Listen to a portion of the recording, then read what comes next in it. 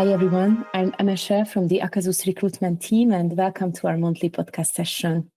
Today I have the pleasure of interviewing one of our talented project managers at Acasus, Bárbara Grossi Hamdan. She has recently transitioned her focus from education projects to our immunization work in Mozambique. Join me as we explore her experiences and insights during this exciting change. Welcome, Bárbara. Hello, and thank you. Thank you as well, Bárbara, for accepting my invitation. I think it would be best to start our discussion with your introduction and the story of how you joined Acasus.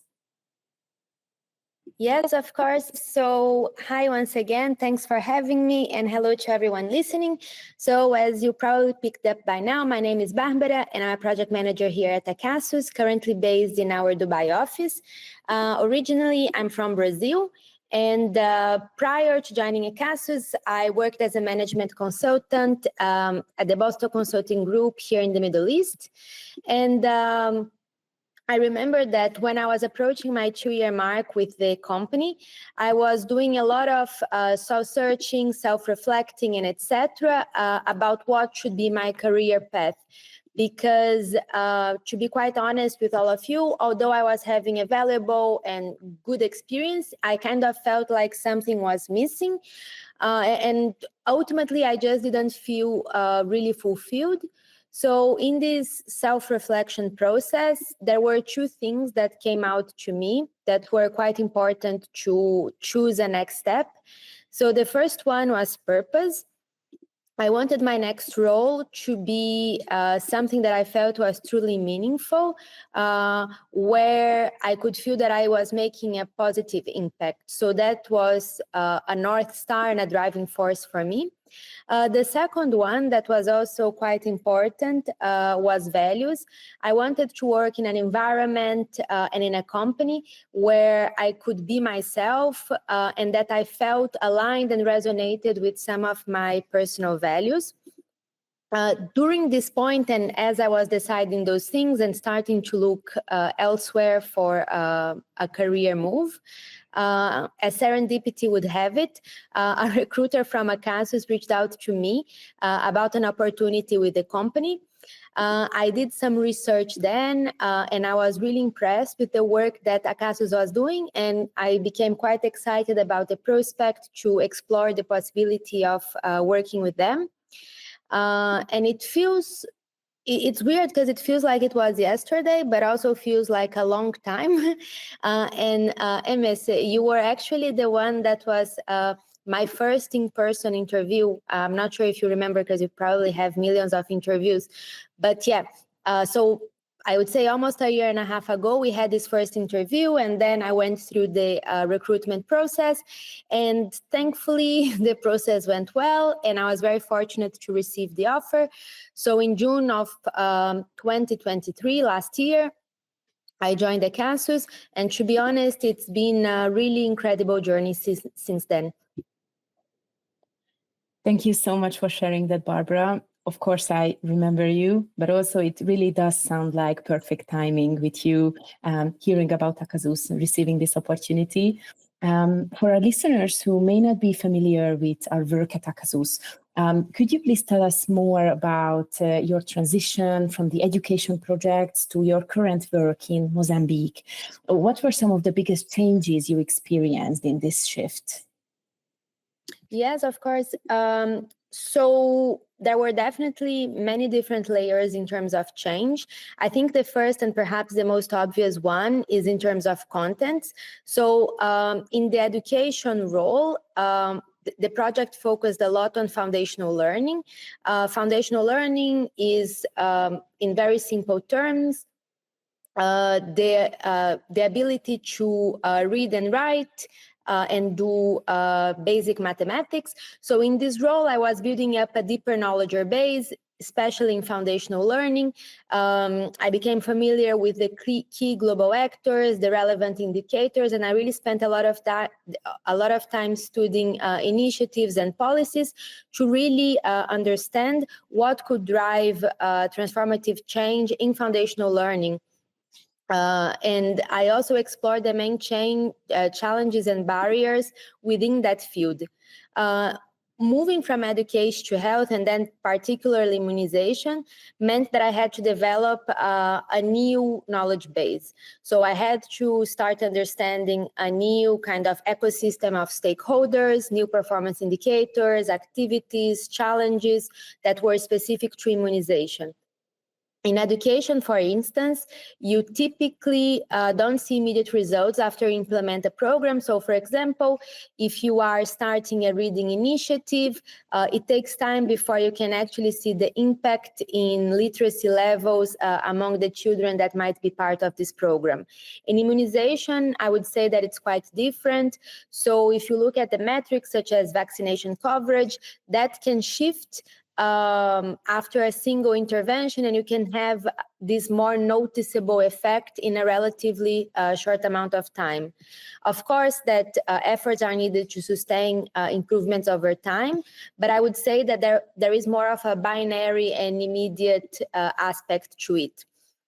I would say that this kind of difference in the impact meant for me that I also had to rethink how to approach project planning, how to set effective milestones, how to track our progress, etc. Another major shift was moving from a global and more strategic perspective in foundational learning to a role that was very much country-specific and very much geared towards implementation. So here it's like really working at the ground from at the national level, but also extending all the way to individual health facilities. So it's much more hands-on. And actually, I'm now going through a second transition. So I'm still working within the Mozambique landscape, but I'm moving from immunization to another project in which we're supporting the ministry with enhancing project management capacity. And the goal here is that this can ultimately support with decreasing the disease burden around selected diseases for the country. And once again, it's a very steep learning curve. There are a lot of new metrics that need to be learned. But to be honest, I really love it. I think it's amazing that as part of my job, I have the opportunity to learn, to find out new things, and especially access to different experts that are part of the Acasus team, and that can teach us so much. Thank you so much, Barbara. That really sounds like an exciting shift in both scope and focus, as you mentioned. To continue, I would like to understand our work in Mozambique more. So could you please describe the current project landscape there? And what are some of the key challenges and opportunities you are encountering in your work in Mozambique? Yeah, I'll do my best to share my perspective. And perhaps I'd like to start around the opportunities or the things that have really stood out to me in a positive manner. The first one, like for lack of a better terminology, I would say is like the people quality element. So we are in an environment that is, as you can imagine, quite resource constrained. And since I started working there, I'm truly amazed and truly inspired by the passion, the commitment, and also the creativity that the teams, whether it's from the government, from partners, and also our Acasus team, in thinking of solutions that can happen within this resource constrained environment, how to make the most with less for maximum impact. Another thing that I also see that I find quite impressive is the strong government commitment and the strong policy framework behind it, which in my opinion foster a really clear platform that can scale up successful interventions and in turn sustain long-term immunization efforts. In terms of challenges, as everywhere else, obviously there are a few. I don't want to talk about the very obvious ones like limited infrastructure, funding, etc., but perhaps more different things that also stood out to me. I think one thing perhaps is around data. the limited availability of frequent and quality data that can enable us, as well as other actors in the system, to plan in an appropriate manner and also assess the progress and course correct when needed. I also think that in more operational terms, in the distribution of population in rural areas, these areas with difficult access and also low density of community pose a unique challenge in terms of planning efforts to reach these communities that cannot be served by individual health facilities, because as I mentioned before, it's a resource-constrained environment, and if you have these large pockets of population with low density, it just means that you have to be more creative and more intentional about your planning. And then finally, I see great opportunity in streamlining and synergizing the external support that comes into the country.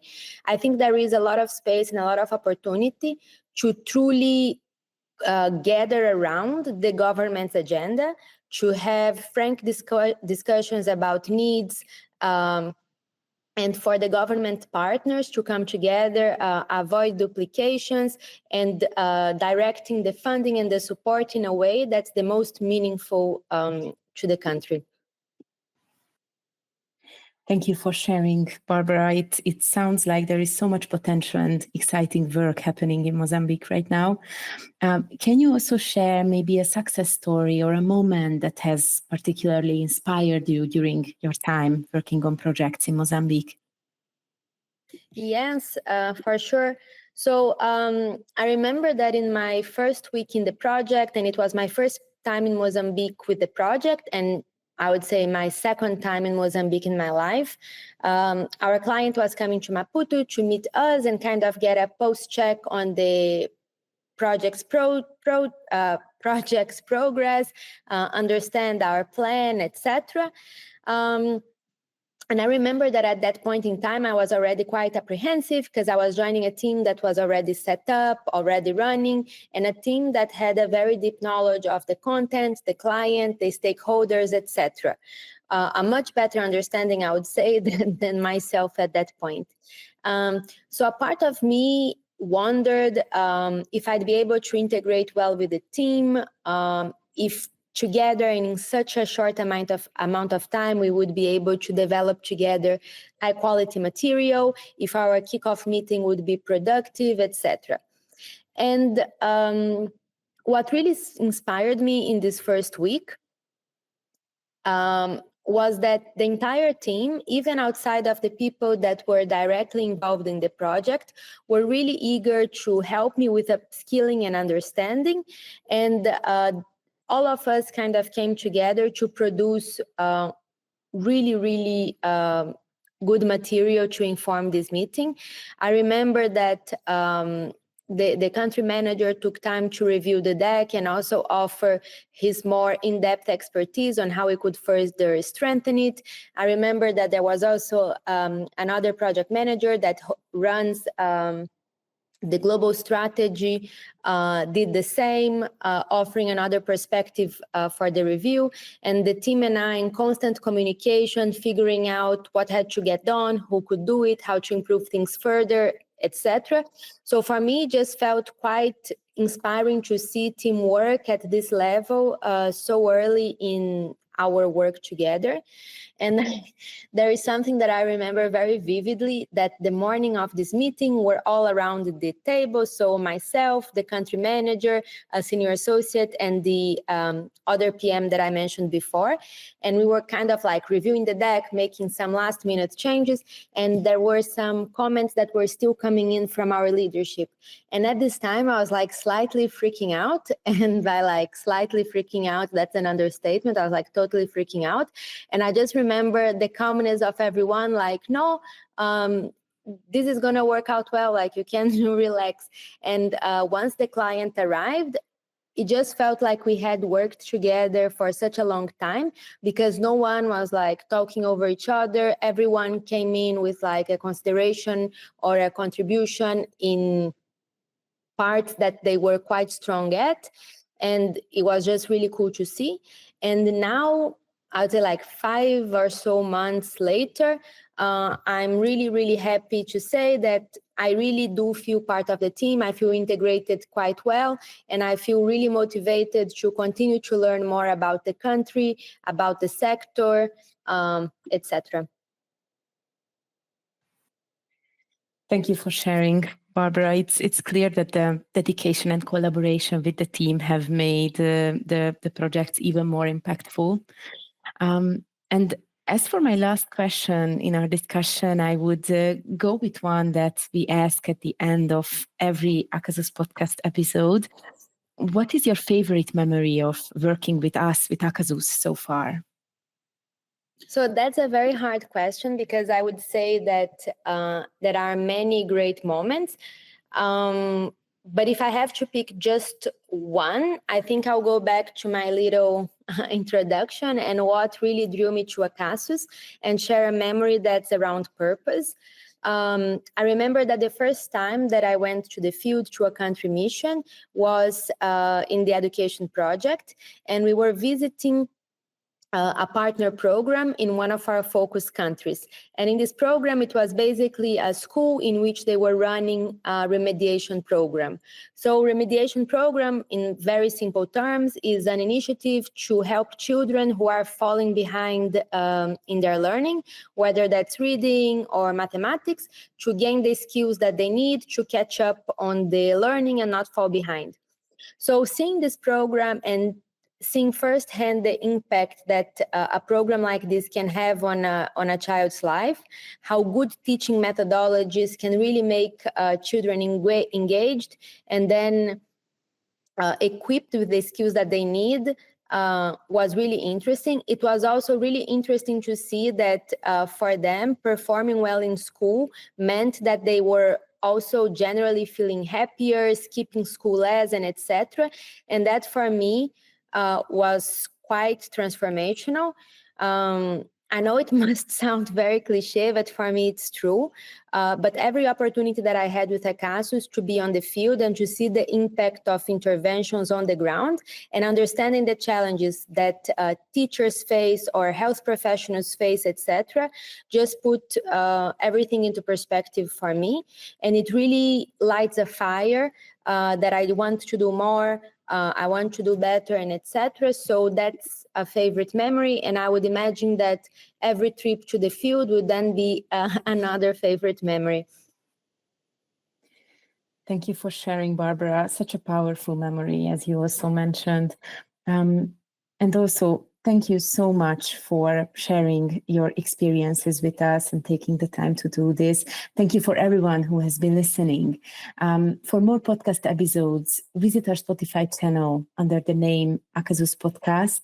And don't forget to follow us on our social media platforms, LinkedIn, Facebook, and Instagram. We will be back soon with the next podcast episode. Stay tuned, stay safe, and take care.